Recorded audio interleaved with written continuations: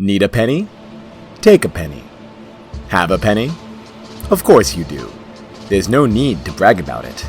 We all saw you take that penny, and no one is impressed. Welcome to Night Vale.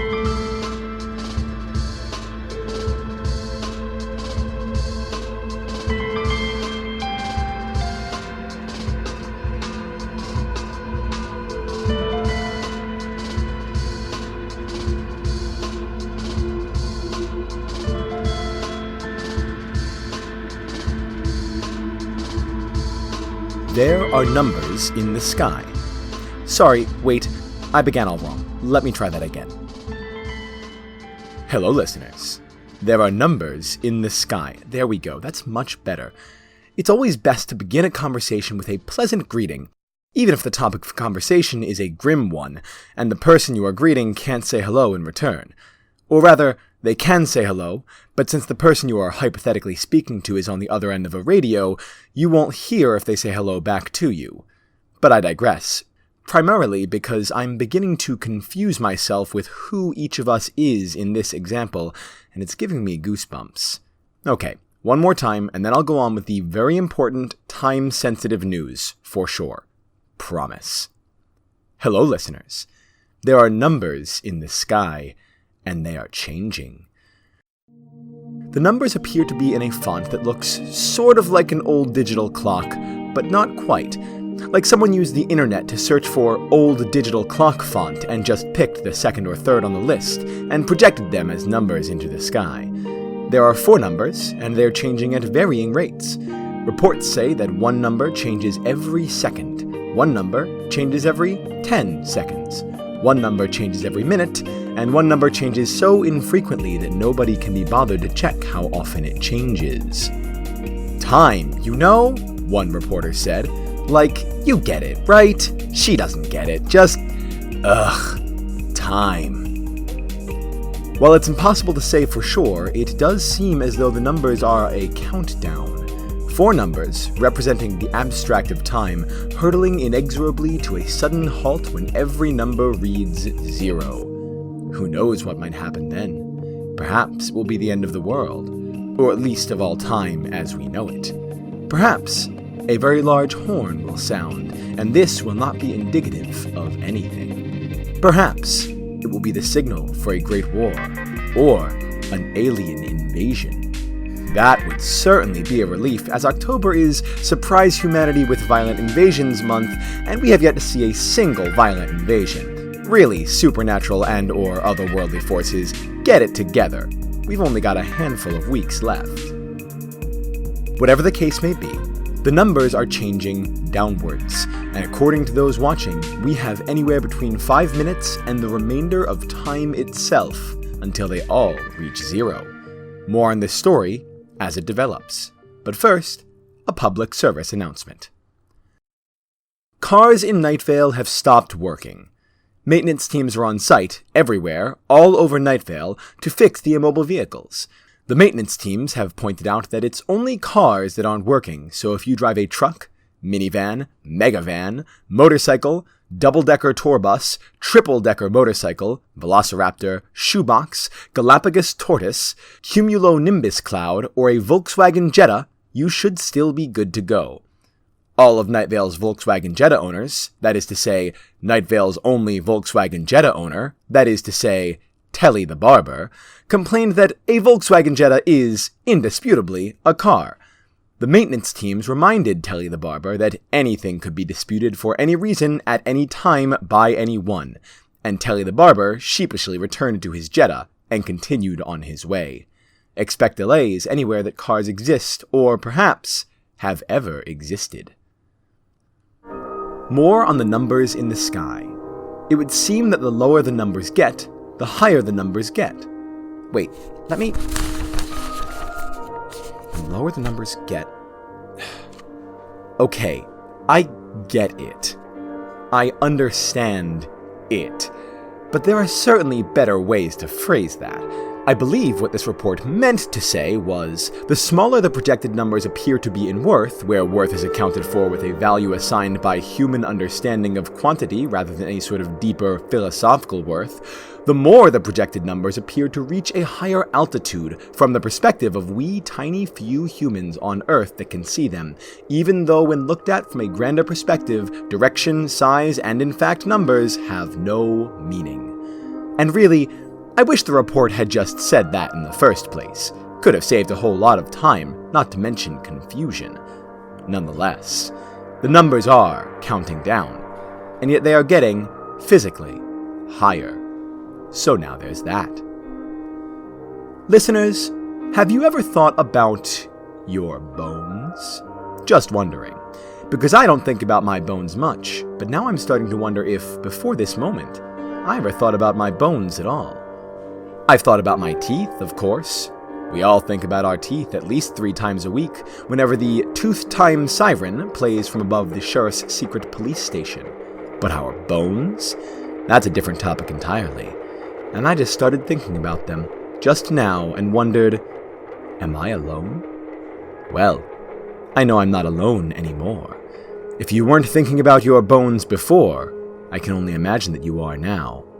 I can also imagine bones. My bones. And your bones. And now, traffic. Far out amongst the sand, there is a city. Within that city, there is an apartment complex. Within that apartment complex is a 2-bedroom apartment. Within that 2-bedroom apartment is a living area. Within that living area is a mirror. Within that mirror is a reflection. Within that reflection is a living area. A living area within a 2-bedroom apartment. A 2-bedroom apartment within an apartment complex. An apartment complex within a city within a desert within a world. A world within a sky within the vast, uncaring cosmos. A vast, uncaring cosmos within the imagination of a child. The imagination of a child within the infinite possibilities that imagination brings. The infinite possibilities that imagination brings within nothing. Expect nothing. This has been Traffic.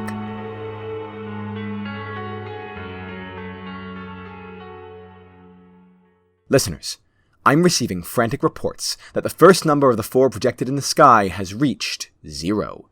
That means that the remainder of time itself is no longer a probable amount to have to wait until the countdown reaches 0.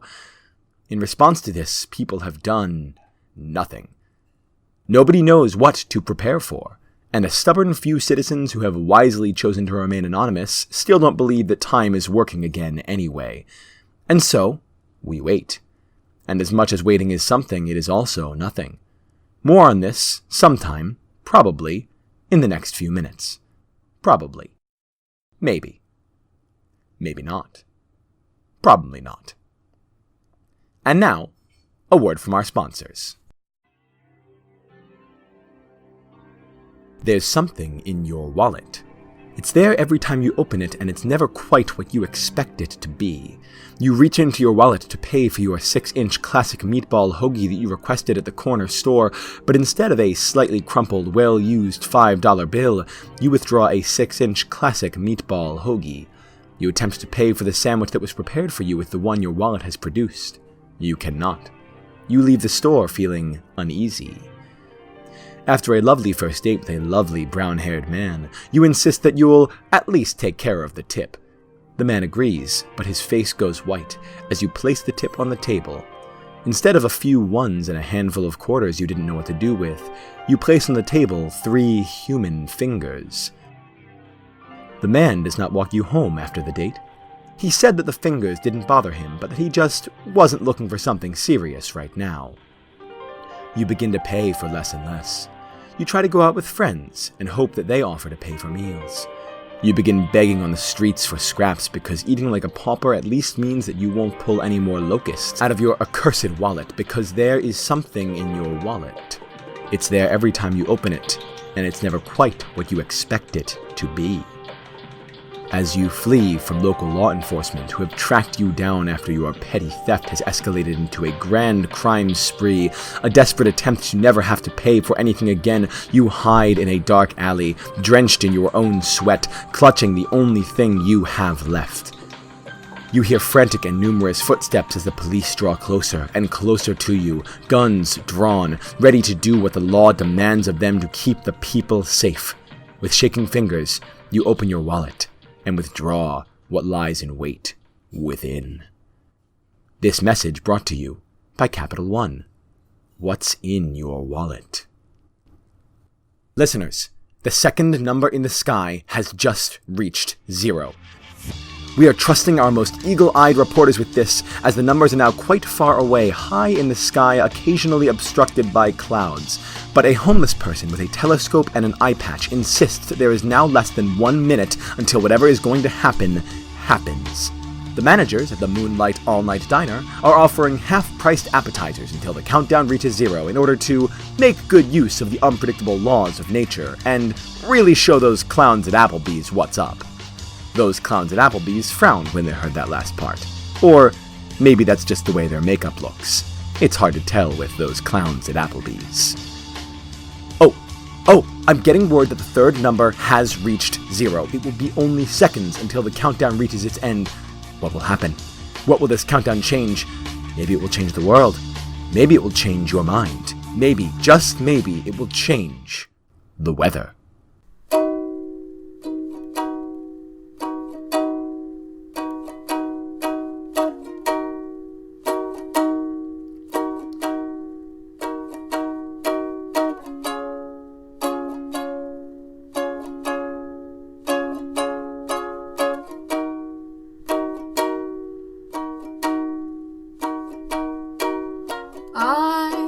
A ship without a harbor.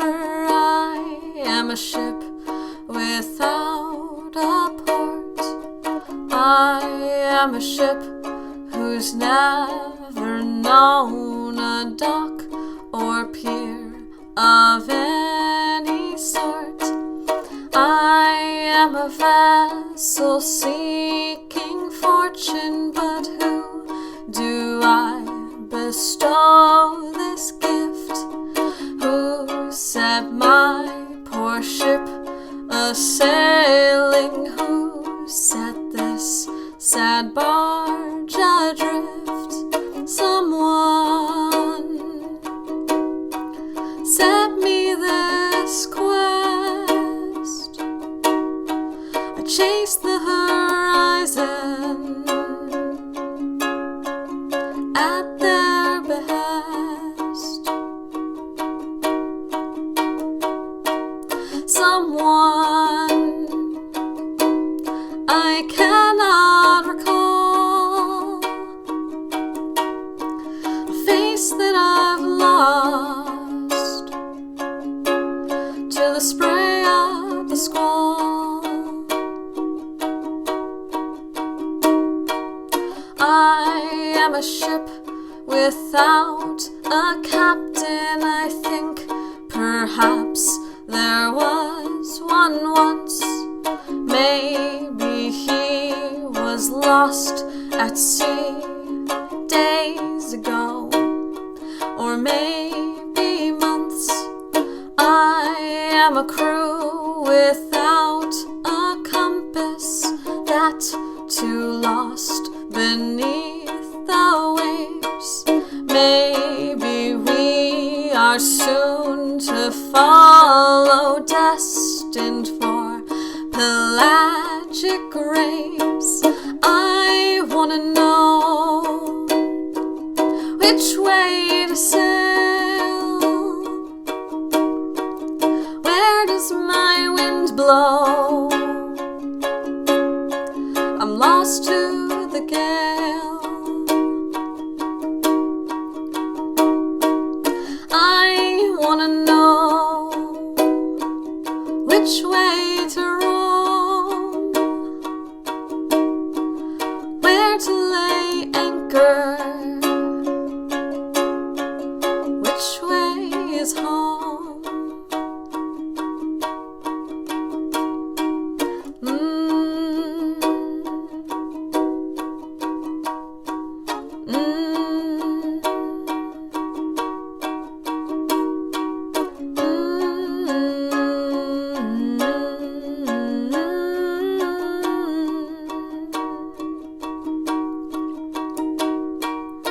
I am a ship with endless freedom. Why then am I so afraid?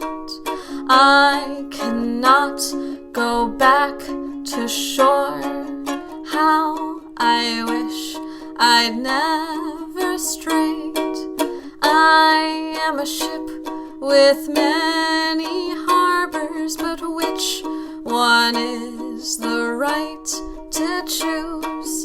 Someday my ship must find a landing. What happens if I just refuse? I'll never know which way to sail. What was my wishing? Have I already failed? I'll never know which way is right, so I'll just keep sailing and chasing the light.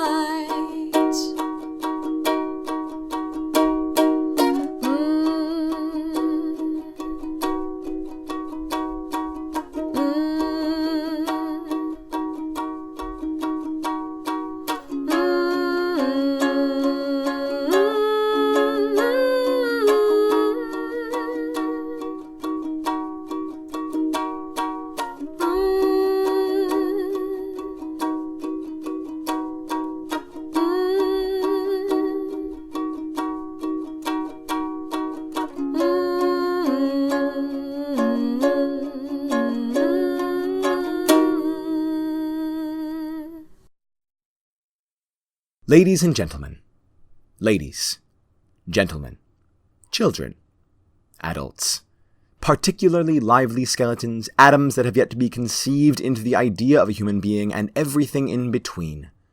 The countdown has reached 0. But it has not stopped. Rather, upon all 4 numbers reaching 0, a small horizontal line has appeared in front of the numbers, and they began counting up again, at the same rate they had originally been counting down. Well, I don't pretend to know what any of this means, but it looks like we could have those numbers up there, high in the sky, for a rather long time. Any amount of time, perhaps, between a few moments and the remainder of time itself. But the same could be said for any part of life, listeners, don't you think? In both a horrifying and comforting way, everything is fleeting. Or it isn't. Things will be, or they won't.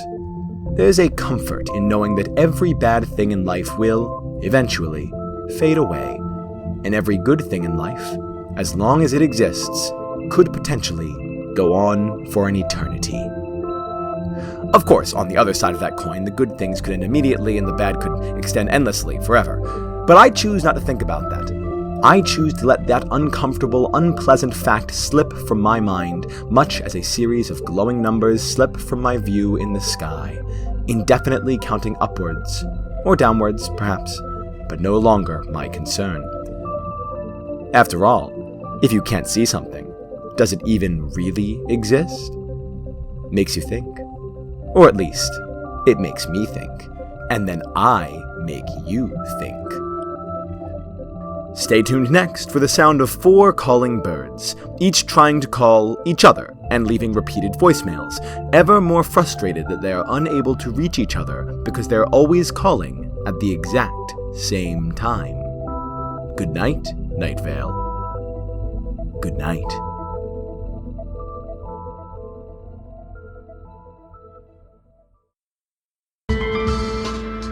I do not own any of the characters, music, or even the style of recording you just heard. I may not even own the microphone it was recorded on. This work was fan-written by me, based on the work of Welcome to Night Vale, an amazing podcast written by Joseph Fink and Jeffrey Cranor, and produced by Disparition. The man imitating the voice of Night Vale was Joshua Kurtz. The actual voice of Night Vale is Cecil Baldwin. Make sure to check him out on the official Welcome to Night Vale podcast. Original music by Disparition. All of it can be found at disparition.info or at disparition.bandcamp.com, and again, does not belong to me. This episode's weather was The Ship Song by Jen Adams. You can find out more about Jen on her Instagram at glitter.goblin. Thank you for listening, and if you enjoyed this fan-written episode and somehow still haven't heard the original, please go check out the incredible work that inspired this one, Welcome to Night Vale, available anywhere you can find podcasts. Today's proverb: I'd try anything once, except for arsenic, and drag racing, and underwater basket weaving. Okay, there are some things I wouldn't try, even once.